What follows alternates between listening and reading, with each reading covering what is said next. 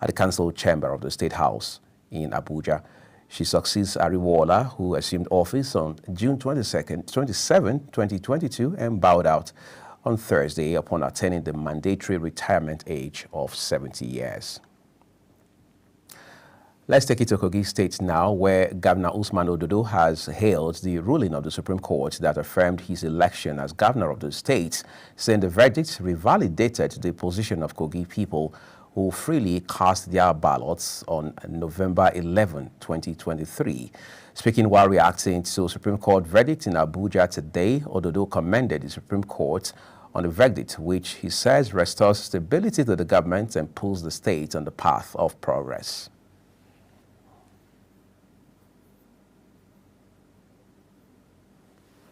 Speaking further, Ododo called on opposition parties to join him in moving the state forward and consolidate the state's current development trajectory.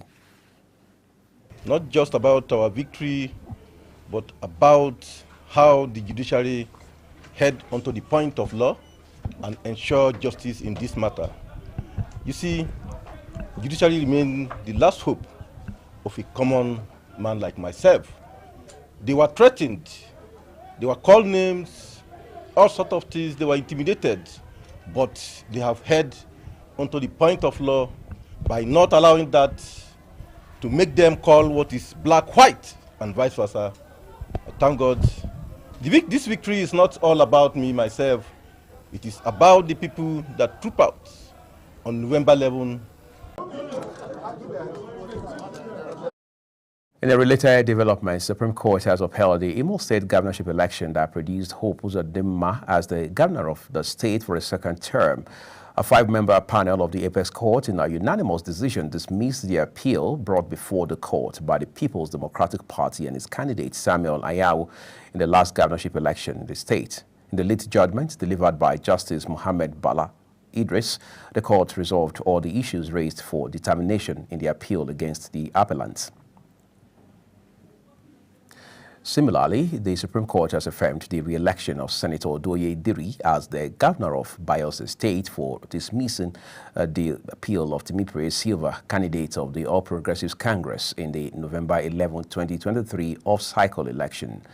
A 5-member panel of the Apex Court, headed by Justice Lawal Garba, today affirmed the Court of Appeal's decision of July 15, which deemed Silva's appeal as an abuse of court process for filing 2 notices of appeal. Let's return to Imo State now, where the governor, Uzodimma, has called on politicians to emulate the exemplary life of late Michael Okpara. The governor made the call at the Michael Okpara Leadership Lecture and Awards 2024. Governor Uzodimma used the opportunity to advise public office holders to live above board and work for the benefit of the people. Global Television's correspondent Kikelomo Okere now tells us more. Almost 60 years since Michael Okpara left the political stage, his shoes remains big for most politicians to wear as a result of his political philosophy, which encapsulates in pragmatic socialism. The governor of Imo State, Hope Uzodimma, who spoke on the topic Service Above Self, Lessons from the Leadership Philosophy of Dr. Michael Okpara, noted that Okpara was able to make the Eastern region's economy the fastest growing one in Africa because of the leadership model. According to him, the inordinate quest for wealth and lack of discipline, among others, are responsible for the unbridled corruption in Nigeria's system. Again, emphasized the need for us to render selfless service to the people of the state and not to be driven by the acquisition of wealth. Because, as I speak, nobody can come out openly to accuse me of corruption. My close aides, and I challenge anybody, my close aides who engaged in untoward activities never knew how fast they were thrown out of government. He also provided an update on the ongoing rehabilitation of the Egbema power plant, announcing that the project is expected to be completed and commissioned in the first quarter of 2025. The governor highlighted the importance of the project in providing 24 hours electricity across all areas of Imo State. Just like the great Okpara, I also realized that having stabilized the critical infrastructure, especially roads, and knowing that our health and the education sectors were under control and running smoothly, I decided to turn my attention to the total industrialization of the state. Realizing that this could never be feasible without a regular power supply, the government of Imo State has entered into a partnership agreement, taking advantage of the latest alteration of our constitution, removing power from the exclusive legislative list to the concurrent legislative list. We have now, working with our technical and financial partners, created a platform to generate, transmit, and distribute electricity to the 27 local government areas of the state. In his remark at the occasion, Cross River State Governor Senator Bassey Otu described Okpara as his hero because of the monumental development he achieved in the former eastern region. According to him, most of the agricultural policies being implemented by his administration in Cross River State were derived from the legacy of Okpara. And I urge you to transmit the principles of community, faith, and sacrifice, which characterize the destiny of our hero, who lived and died with a sterling emblem of unblemished integrity and credibility. The chairman of the occasion and the former president of the Senate, Senator Ayim Pius Ayim, praised the organizers for keeping the memory of the late premier alive. He eulogized Governor Hope Uzodinma for his thought-provoking lecture and urged Nigerians to imbibe the recommendations from the lecture. I want to state, and very confidently, that no Nigerian citizen east of the Niger has impacted Eastern Nigeria positively like Mwai Okpara. Said that the magic that guaranteed the progress recorded under Dr. Okpara's administration was purposeful and visionary leadership. The former First Lady of the Federal Republic of Nigeria, Dame Patience Jonathan, says the lecture is aimed at promoting good governance and excellence in service delivery. Amake's Okpara legacies are too numerous to mention, but I urge you to hold firm to those legacies for the progress of the country in general. The highlight of the event was the presentation of awards to notable Nigerians, of which the premier grand prize, Gold Plaque category award by the organizers, was given to Governor of Imo State, Hope Uzodinma, among others. Kikelomo Okere. Thank you, Kikelomo. In the meantime, in the bid to achieve food sufficiency, Imo State government, through the Fadam 2 area project, has distributed farming implements to local farmers. Our correspondent Tamarachi Ibe reports that the initiative aims to enhance agricultural productivity and ensure food security for residents.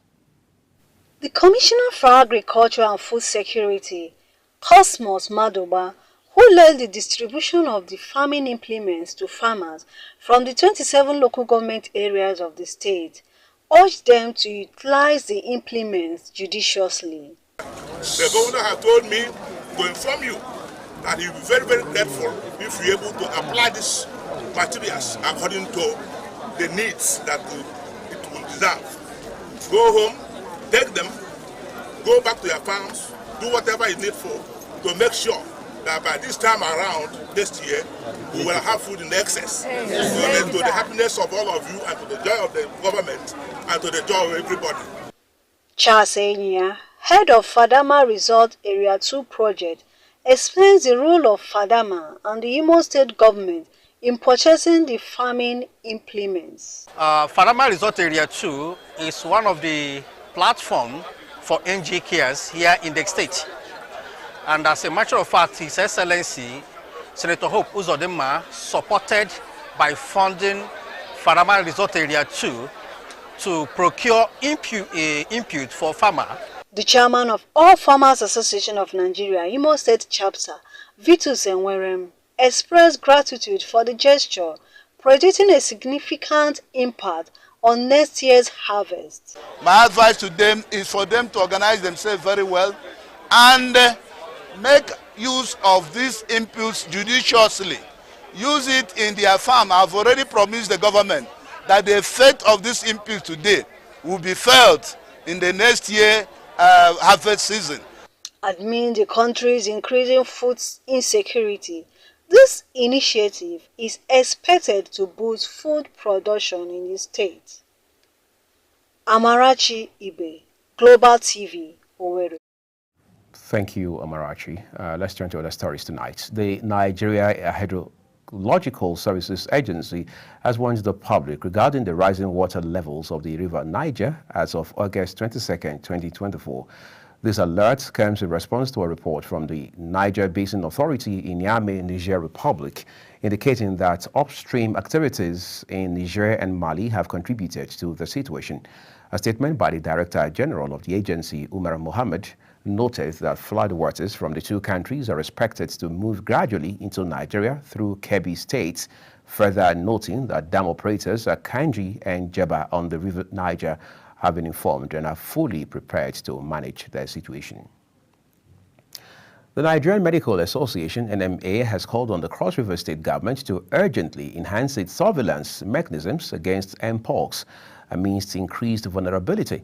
The Public Relations Officer of the Doctors Association, Dr. Ukam Edadi, made the call in an interview in Calabar, Cross River State's capital.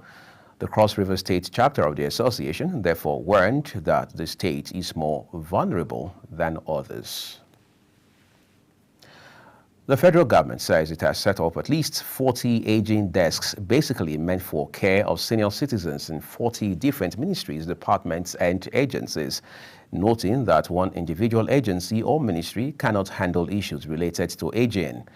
The Director General of the National Senior Citizens Center, Dr. M.M. Omokao, disclosed this in Abuja during an inaugural training program for Quality Assurance Assessors Certification in the Geriatric Social Care Skills sector. Although the government did not list the ministries, departments, and agencies that have this section, it, however, warned against discrimination and stigmatization of older persons in various sectors, noting that old age should be seen as a beautiful thing to cherish and not to despise. The lawmaker representing Delta Central District at the National Assembly, Senator Ede Dafione, has called on the federal and Delta state governments to, without further delay, commence the process of rebuilding and resettling the displaced indigenes of the devastated Okwama community of Ugeli South local government area in their ancestral home.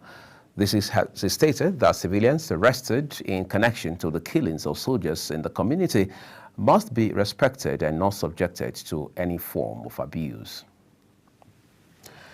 You're watching the live broadcast of News Prime on Global Television, coming to you from Nigeria's capital, Abuja. When News Prime returns tonight, mediators say warring parties in Sudan conflict agree to 2 safe aid routes. We have those details and more stories for you after this short break. Please do stay with us.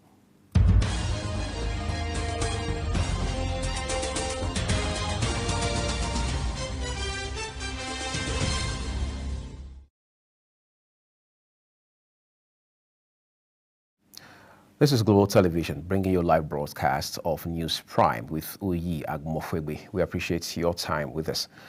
Let's talk some business now. The national president of the Nigerian Association of Chambers of Commerce, Industry, Mines and Agriculture, NASIMA, Dele Oye, has advocated the strengthening of cooperative societies to enhance the capacity of small and medium enterprises in the country. He observed that SMEs face persistent challenges in accessing affordable and sustainable capital, which had hindered their growth and contribution to the economy. He said traditional financial institutions often impose prohibitive interest rates and stringent lending criteria, making it difficult for SMEs to secure the necessary funding to scale and thrive. The chief executive of the Nigerian Upstream Petroleum Regulatory Commission, Gbenga Komolafe, has alleged the fear of job loss among workers of international oil companies leaving Nigeria or divesting from onshore to offshore. The agency's boss said the commission would safeguard jobs and ensure the transfer of skills from the IOCs to the indigenous companies acquiring the assets formerly owned by the foreign investors. Komolafe stated that regarding the workforce in the transition era, The Commission is committed to safeguarding jobs and ensuring that the transfer of skills from IOCs to indigenous companies does happen. The federal government has unveiled the conversion incentive program for compressed natural gas in Ibadan, the capital of Oyo State. The initiative is designed to mitigate the impact of fuel subsidy removal and promote a safer, cleaner, and more reliable transportation future for the country. Chief Executive Officer and Program Director of the Presidential Compressed Natural Gas Initiative, Michael Oluwagbemi, stated that the initiative aims to fulfill one of the key objectives of President Bola Tinubu's Renewed Hope agenda. Oluwagbemi emphasized the importance of Nigerians fully embracing the initiative, noting that the adoption of CNG could herald a revolution in the country.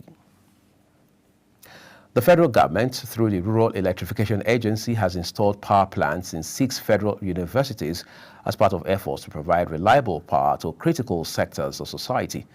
This is the agency's position as it made significant strides in advancing Nigeria's electrification projects.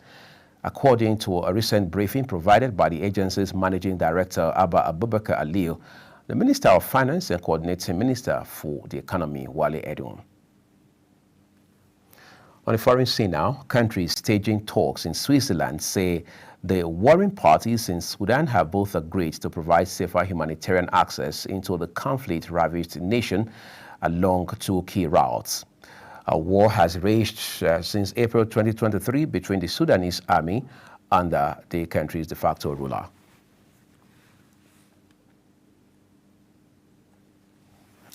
The brutal conflict has triggered one of the world's worst humanitarian crises. Away from Africa now, Vice President Kamala Harris has pledged a new way forward for all Americans as she formally accepted the Democratic nomination for president, delivering a message of unity and urging voters to reject Donald Trump. She said November's election is a chance to move past the bitterness, cynicism, and divisive battles of the past, bringing her party's convention in Chicago to a close as balloons rained down and supporters cheered. Harris's speech capped off a 4-day spectacle designed to highlight her backstory and shape the contours of what remains a vague policy agenda. Disaster Management and Relief Ministry in Bangladesh says at least 13 people have been killed and 4.5 million affected by floods triggered by heavy rains. The South Asian nation of 170 million people, crisscrossed by hundreds of rivers, has seen frequent floods in recent decades. The Global Climate Risk Index says Bangladesh is among the countries most vulnerable to disasters and climate change. The Philippines has urged its mariners to avoid the Red Sea as Yemen-based Houthi rebels have kept up their deadly missile and drone attacks on merchant shipping in the vital waterway. The ministry said Filipino seafarers should exercise prudent judgment as well as their rights to refuse to sail through the risky area.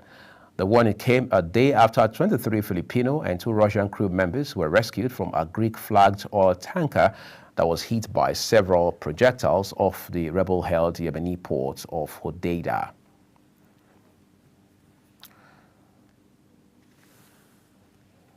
Lucra Diamond Corporation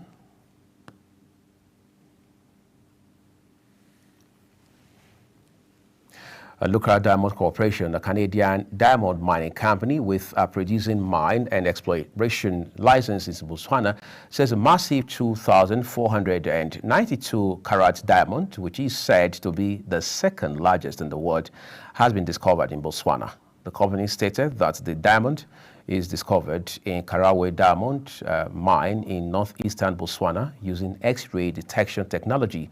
That's according to Lucrana Diamond in their statement. Let's turn to other stories now. The Taliban authorities in Afghanistan have introduced a set of rules governing everyday lifestyle based on their strict interpretation of Islamic law. The Justice Ministry announced on its website that a 35-article law had been approved by the Taliban supreme leader, the reclusive Hibitullah Askuzada. A range of prohibitions and guidelines for social interactions, private lives, and style of dress have now been laid out in the law. The law stipulates in particular that Muslim women are obliged to cover their faces and bodies around men who are not mahrams, typically a husband, brother, father, son, grandfather, or uncle, under Islam, and non-Muslim women. Let's take a quick look at sport for you. Real Madrid midfielder Jude Bellingham is set to be sidelined after sustaining a calf injury during Friday's training session. Following tests carried out today on Jude Bellingham by Real Madrid's medical team, the player has been diagnosed with an injury to the plantaris muscle in his right leg. His progress will be monitored. Bellingham will miss La Liga matches against Real Valladolid, Las Palmas, and Real Betis, as well as England's Nations League games against the Republic of Ireland and Finland next month. And out of boxing, Anthony Joshua has once again set his sights on becoming undisputed heavyweight champion. That's according to Barry Hearn. The Watford powerhouse faces Daniel Dubois for the IBF heavyweight title on September 21, while Tyson Fury and Iskandar Usyk duke it out for the other three major sanctioning body world titles in December. Providing he beats Triple D, a fight against the winner of Usyk versus Fury 2 for all the marbles is expected to come next. British boxing fans will be hoping Fury can avenge his slight decision defeat to Usyk and set up the long-awaited domestic showdown between him and AJ, as Anthony Joshua is popularly called. Just barely 1 month away, I'm sure boxing fans around the world can't wait to see that fight. To end News Prime tonight on Global Television, let's bring you a quick look of some of our top stories. President Tinubu has sworn in Kekere Ekun as Nigeria's acting Chief Justice pending Senate confirmation. In business, Nigerian Upstream Petroleum Regulatory Commission has moved to assure that there will be no job loss in the face of divestment in international companies. And a foreign saying, Vice President Kamala Harris has pledged a new way forward on our campaign train towards the U.S. presidential election scheduled for November 5. And finally, in sports, Anthony Joshua has indicated interest in undisputed heavyweight title. And that's all we have for you on News Prime tonight, and it came to you live from Nigeria's capital, Abuja. A quick reminder that Global Television is on DSTV, channel 365, Star Times, channel 276, and free to air on Nightcomsat, as well as urging you to follow us across all social media platforms using @GlobalTVNG and other handles as you now see on your screen. I am Uyi Agmofwebe, thanking you on behalf of the entire production team here at Global Television in Abuja, Nigeria's capital, for investing a part of your time with us. We'll see you again.